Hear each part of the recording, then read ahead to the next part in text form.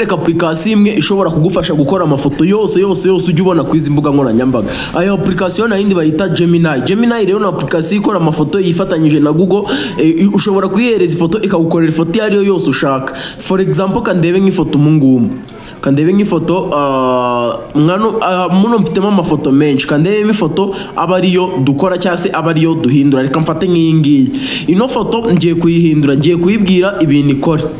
Ikintu cya mbere ukora ukoresha Google Translate. Ikora iti, wowe uraza ugakanda kwaka kazu, warangiza aka kazu ko ku ruhande ugakanda hano handitse Translate.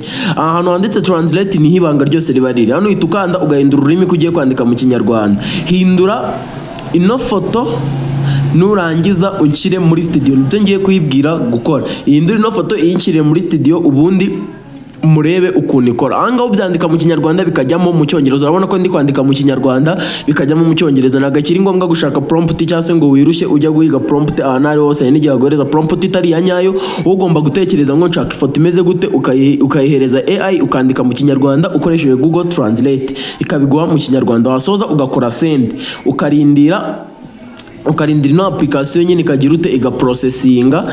Yamara guprocessinga nyine ikakwereka ifoto yakoze. Urabona anga irarangiye. Tugiye kureba ngo yakoze ifoto imeze iti. Kanzi funguke. Urabona yahise ukora ifoto nziza cyane iri muri studio. Iyi ni ifoto nziza wahereza buri muntu wese akagira ngo ino studio wari uyirimo. Kandi mwabonye ko yindi ku ruhande warangiza ugakora save. Ngiye gukora ukuntu ukora n'aka kantu ko ku ruhande kagaragaza ko ari Gemini yagize ute yayikoze. Uraza ahangaha rangiza ugafungura indi application bita ingi bita nuza Snapspeed. Uraza ugashaka Snapspeed akaba ari ushaka muri Play Store ingi. Warangiza ukayifungura Snapspeed. Ifungura imeze gutyo ugakanda kuri ya foto. Wamara gukanda kuri ya foto ukanda kuri ino foto, wamara kuyikanda ukaza hano handitse healing ukazoominga ugaselectinga agace wari ushaka. Urabona ko kagize ute yahise ivaho. Ahanga urabona ya utamaka yavuyeho. Wamara warangiza ukaza katurebe na Google ChatGPT nayo ikora amafoto meza cyane kurusha n'iyingiyi. Nuko twaje gukompaya tukareba ngo ari cyangwa iyingiyi niyihe yakora ifoto nziza. Warangiza ukaza nayo ukandika ngo hindura ino foto uyihindure nkaho turi mu ntambara cyase nkaho turi abantu basigaye nyuma y'intambara. Ukabyandika wamara kubyandika ugasendinga ukarindira igaprocessing. Urabona ko iri gukora creating image. Gusa icyiza cya ChatGPT igira vuba, igenerating vuba nago itinda nka Gemini.